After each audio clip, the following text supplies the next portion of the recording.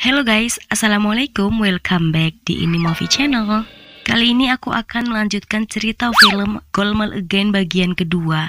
Dan teman-teman yang belum menonton cerita Golmaal Again bagian pertama, link aku taruh di pojok kanan atas atau di layar akhir video ini, atau kalian bisa lihat di kolom deskripsi video ini. Kita lanjutkan cerita Gopal yang terhanyut kembali melihat kecantikan Damini ketika Damini menghentikan Gopal yang telah mematahkan semua jari-jari laki. Damini meluruskan kembali jari-jari laki yang merengek-rengek kesakitan. Sedangkan Laksman terheran-heran bagaimana bisa Damini dapat meluruskan jari-jari laki. Damini pun mengatakan itu semua adalah magic. Malamnya ketika Gopal tidur, ia tiba-tiba terbangun. Ia melihat arwah putri kolonel dan ketakutan. Laksman pun yang ikut terbangun. Seperti biasa, dia kemudian langsung menyanyikan lagu pengantar tidur. Namun, dari arah jendela, ada yang memperhatikan mereka. Keesokan malamnya, ketika Gopal sedang menonton TV, Madhav mendatanginya dan mengatakan kalau Damini memanggilnya di ruang bawah tanah. Gopal berpikir sejenak, namun akhirnya ia pergi ke ruang bawah tanah dengan agak takut, dan Madhav mengunci pintunya. Sementara Laksman II dan Laki bersiap-siap untuk menakuti Gopal. Tapi Gopal tiba-tiba dirasuki roh dan justru Laksman dan Lakilah yang dihajar oleh Gopal. Hingga ketika Gopal mengambil Shinso, keduanya langsung kabur dan Gopal kembali sadar.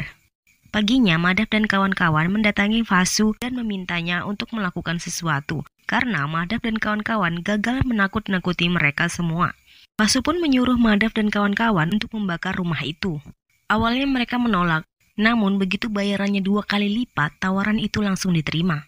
Malamnya saat semua berada di luar sedang mendekorasi, Madhav dan kawan-kawan memulai aksinya. Diam-diam mereka pergi dan menyiram bensin ke segala arah. Namun Laki tiba-tiba kerasukan dan menyemprotkan bensin ke bokong Laksman II dan membakarnya. Laksman II yang menyadarinya langsung sibuk memadamkan api di pantatnya. Namun Laki yang bisu tiba-tiba ia berbicara. Madhav dan Laksman pun langsung ketakutan dan lari mendatangi Gopal dan kawan-kawan. Kemudian ia mengatakan kalau Laki kerasukan roh dan ia dapat berbicara. Gopal dan Laksman pun tak percaya. Kemudian ia mendatangi Laki dan mengajaknya berbicara. Namun Laki berbicara kepada Gopal dan Gopal yang super kaget dan ketakutan lari memanggil Ana.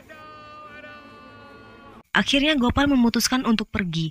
Ia beranggapan jika hantu yang mengikutinya sampai ada di rumah ini. Namun Ana berusaha menghentikannya. Kemudian Gopal pun meminta maaf kepada Madhav, Laksman II dan Laki yang baru sadar. Namun Madhav menghentikannya dan menceritakan kalau sebenarnya merekalah yang berusaha untuk membakar rumah ini. Dan akhirnya mereka pun berpelukan dan bersatu. Ketika mereka semua akan pergi, Damini langsung menghentikan mereka dan meminta untuk stay 1 hari lagi dalam memperingati ulang tahun anak-anak panti. Dan pesta pun dimulai.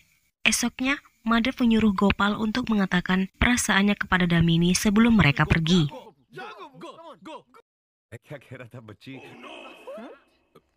Namun, tiba-tiba Papi datang dan memanggil mereka semua untuk menunjukkan foto-foto saat pesta kemarin. Laki kemudian menyadari jika Damini tidak ada di foto tersebut. Mereka semua pun berpikir jika Papi lupa mengambil foto Damini. Papi pun bertanya, foto siapa yang mereka maksud? Mereka berkata foto Damini, pacar Gopal. Papi pun kaget dan langsung tak terima. Ia dengan emosi mengatakan jika Damini adalah pacarnya. Akhirnya Madhav dan kawan-kawan mengira Papi lupa dan bolak-balik menampar Papi. Papi kemudian menjelaskan kalau ia tidak lupa. Pernikahannya dengan Damini sudah ditetapkan bulan depan. Tiba-tiba Papi melihat foto seorang perempuan yang digantungkan bunga. Papi kaget dan langsung mengambilnya dan mengatakan kalau itu adalah foto Damini dan dia masih hidup. Sontak saja yang lain langsung kaget dan berpikir jika itu Damini, lalu yang bersama Gopal siapa? Kemudian Papi mencoba melihatnya, namun ia tidak melihat siapapun bersama Gopal. Yang lain pun ikut melihatnya dan berkata jika dia ada di sebelah Gopal. Setelah berdebat sedikit, Laksman pun kemudian berkata, jika foto itu bukan Putri Kolonel, lalu siapa sebenarnya Putri Kolonel? Kemudian Papi pun mengambil handphone dan memberitahukan foto Putri Kolonel yang telah meninggal. Sontak semua langsung kaget dan ketakutan. Mereka pun kemudian semua berusaha memanggil Gopal dan memberitahukannya. Saat Gopal mengetahui hal itu, ia malah tertawa.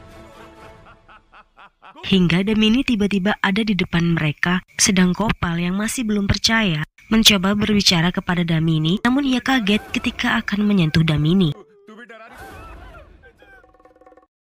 Damini pun berkata dengan membenarkan apa yang dikatakan teman-teman Gopal.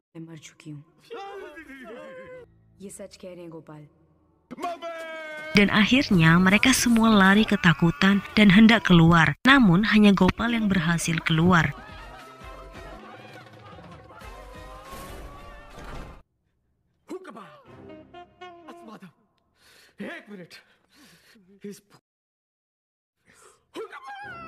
Sedang di luar, tiba-tiba Babli datang dan bertemu dengan Gopal dan memberitahukan kepada Gopal jika Madar dan kawan-kawan sengaja datang ke rumah itu untuk menakut-nakutinya. Gopal pun berkata jika memang di dalam itu ada hantu beneran, namun Babli tidak percaya dan ia pun kemudian masuk ke dalam. Dan benar saja, Babli pun terjebak di dalam bersama dengan yang lainnya.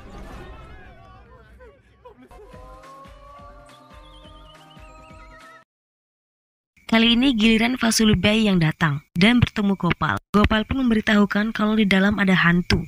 Fasuli pun pura-pura percaya. Ia mengira anggotanya telah berhasil menakut-nakuti Gopal dan ia pun bersandiwara akan masuk dan menyelamatkan mereka. Tapi ketika di dalam, ia pun bernasib sama dengan Babli.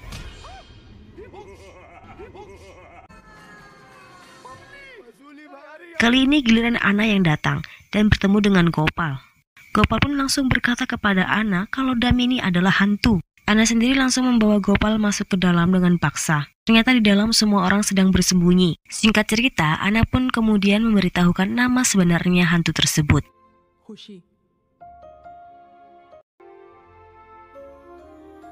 Ana berkata dia adalah Hushi. Apa kalian tidak mengenalinya? Dia adalah Hushi kalian yang diambil dari jalanan. Gopal dan kawan-kawan kemudian kaget sekaligus senang jika dia adalah Hushi yang mereka gendong dulu. Tapi bagaimana mungkin bisa meninggal? Ana dan Hushi pun kemudian mulai bercerita bahwa setelah mereka pergi dari panti, Hushi diadopsi oleh kolonel sahabat dekat Jamnadas.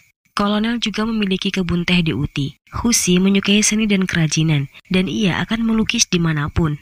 Ia mulai mengenali Ana sejak saat itu, dan ia sudah menganggap Ana seperti kakaknya dan mentornya.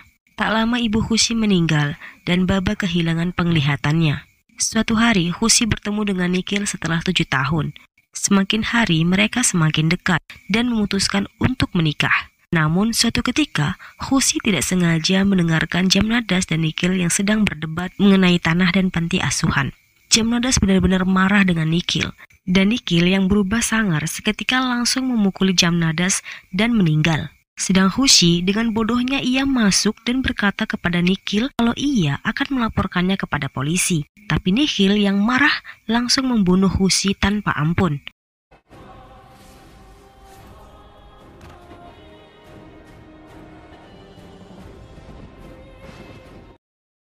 Mayat Jamnadas kemudian dibuang dari atas panti asuhan dan sehingga seperti kecelakaan. Sedangkan mayat Hushi dibuang di jurang dengan mobilnya, sehingga seperti kecelakaan. Mayat Hushi pun ditemukan.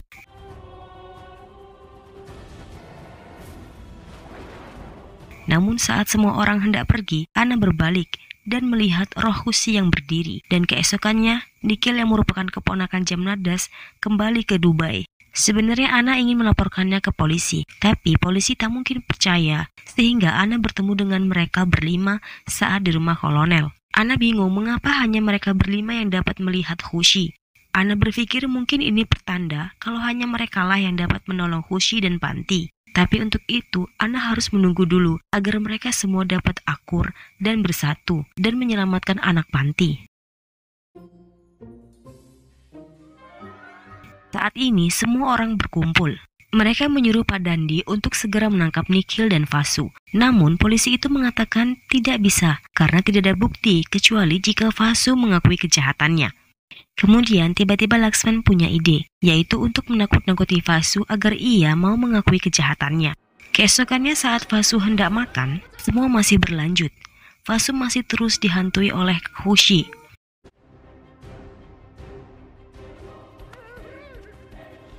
Sehingga ia benar-benar ketakutan. Dan akhirnya saat ini semua sedang berkumpul. Fasu pun akhirnya mau menemui Ana dan meminta tolong. Namun ia tidak tahu jika ada polisi yang bersembunyi dan siap merekamnya. Sedang Ana yang saat ini berakting menjadi seorang dukun membacakan mantra. Karena gugup ia pun salah dalam mengucapkan kata-kata. Hingga ia mengatakan jika ia merasakan ada roh yang datang. Dan ia pun berbicara kepada roh itu. Dan Ana berkata kepada Fasu kalau roh itu akan meninggalkan Fasu asal ia mau mengakui kejahatannya dan kami pun merekamnya. Rupanya Ana salah lagi, ia malah keceplosan. Untung saja Laksman langsung memperjelas kembali yang dimaksud Ana. Fasu pun mulai hendak mengatakan semua kejahatannya bersama Nikhil. Namun tiba-tiba Nikhil datang dan memberitahu kepada Fasu kalau semua ini palsu. Mereka hanya ingin menjebak Fasu. Ketika Nikhil dan Fasu hendak pergi, Gopal langsung menghentikan mereka dan menghajarnya. Tapi tiba-tiba Nikhil mengeluarkan pistolnya dan polisi pun keluar. Nikhil sedikit kaget karena ada polisi Dande, tapi dia mengatakan kalau tidak ada yang dapat menghentikannya. Hingga tiba-tiba lampu mati dan kali ini Husilah yang bertindak. Husi kemudian menghajar Nikhil habis-habisan dan membawanya ke lantai atas. Namun ketika Nikhil hendak dijatuhkan, Ana menghentikannya dan menyadarkan Husi agar tidak membunuh Nikhil. Karena dengan membunuhnya, mereka tidak akan mendapatkan panti asuhan dan Nikhil pun dilepaskan. Di akhir cerita, semua orang pun memberikan doa kepada Husi. Gopal dan kawan-kawan juga Husi berjalan menuju gerbang panti. Gopal pun mengatakan kepada Husi jika di sanalah mereka menemukan Husi. Dan Husi pun kemudian berjalan menuju gerbang tersebut. Perlahan tapi pasti, ia pun menghilang dengan tenang. Dan cerita pun selesai. Oke guys, terima kasih untuk kalian yang udah nonton alur cerita film Golmaal Again ini sampai habis. Dan nantikan alur cerita film berikutnya di next video. Bye-bye. Assalamualaikum.